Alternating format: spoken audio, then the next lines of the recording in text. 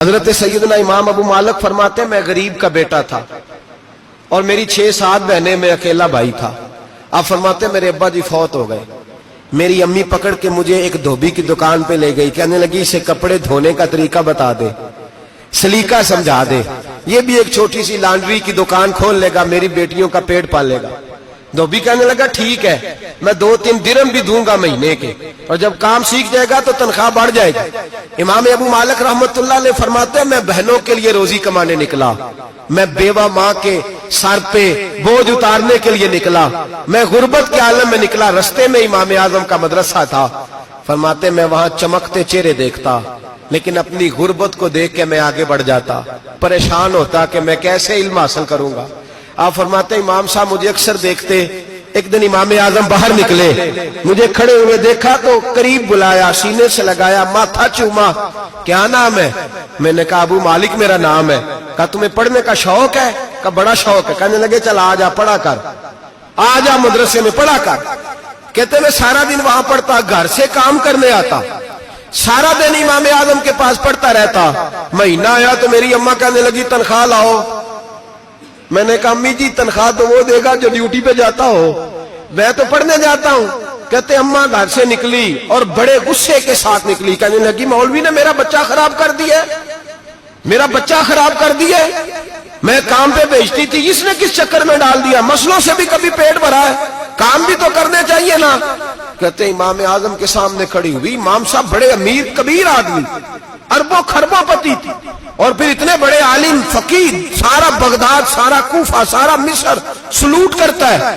Be be آئی اور تیز جملے، عورتوں کا طریقہ ہوتا ہے، کہنے لگی مولوی تیری سفید داڑھی، تیرا اتنا نام، تجھے خیال ہی نہیں آیا میں بیوہ عورت ہوں، تو نے میرا بچہ خراب کر ڈالا، میری یتیم بچیاں روٹی کہاں سے کھائیں گی، مسلوں سے بھی کبھی پیٹ بھرا ہے۔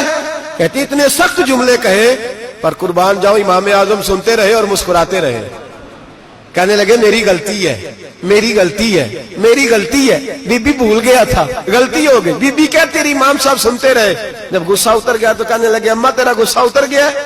اتر گیا ہے۔ کہنے لگے تیرا بیٹا بڑا نیک ہے، تیرا بیٹا بڑا لائق ہے، تو اسے پڑھنے دے۔ کہنے لگے چپ کر بے مولوی، یہ پڑھے گا تو میں روٹی کہاں سے کھاؤں گی؟ امام صاحب کہنے لگے مجھے بتائے گی تیرے گھر کا خرچہ کتنا ہے؟ اس نے ایک لفظ تو ہے 3 دینار کا، ایک روایت ایسی بھی لکھی ہے بزرگوں نے، کہنے لگی 40 درہم ہے، اور اماں کہتی میں نے جان بوجھ کے زیادہ بتائے، حالانکہ میں کناک کا خرچہ کرتی تھی، لیکن جب کھلا ڈلا کرے تو وہ والا خرچہ بتایا۔ میں نے کہا 40 درہم خرچہ ہے، تو دے گا؟ تو کہتے امام اعظم کہنے لگے اماں تجھے لینے نہیں آنا پڑے گا، پہلی سے پہلے تیرے گھر میں پہنچ جایا کریں گے، یکم سے پہلے آئیں گے۔ او بھائیو کہاں استاد ملتے ہیں، کہاں استاد ملتے ہیں، کہاں وہ لوگ ملتے ہیں جو دعائیں مانگتے، التجائے کرتے، پیار کرتے۔ گزر گیا وہ دور، اب تو سوٹ لینے کا دور ہے، مٹھائیاں لینے کا دور ہے، ہاتھ ڈلوانے کا دور آیا ہے۔ اب کون پوچھتا ہے؟ اب تو پوچھتے ہیں تو میرے لیے کیا لایا ہے؟ حضرت سیدنا امام اعظم ابو حنیفہ رحمت اللہ علیہ 1 دن نہیں، 2 دن نہیں، 4 دن نہیں، 5 مہینے نہیں، 20 سال تک، کہنا آسان، بولنا آسان، سننا آسان، 20 سال تک امام ابو مالک کے گھر میں خرچہ دیتے رہے، وہ پڑھتے رہے۔ اماں کہنے لگی تو میرے بیٹے کو لگا تو لیا ہے تو پڑھ کے بنے گا کیا؟ حضرت امام اعظم فرمانے لگے بادشاہوں کے تخت پر بیٹھ کر بادشاہوں کے ساتھ کھانے کھایا کرے گا، ان کے ساتھ بیٹھ کے حلوہ کھائے گا، وقت آئے گا تو دیکھے گی۔ کہتے ہیں میرے امام انتقال کر گئے، وقت بیت گیا، ہارون رشید نے مجھے بلایا بغداد میں اور کہا میں آپ کو چیف جسٹس بنانے لگا ہوں۔ کہتے ہیں میں خوشی سے سجدے کرنے لگا، میں چیف جسٹس بنا۔ میں نے اپنی اماں کو خط لکھا کہ اماں بغداد آ جا، تیرے بیٹے کو اللہ نے بڑی شان عطا کر دی ہے۔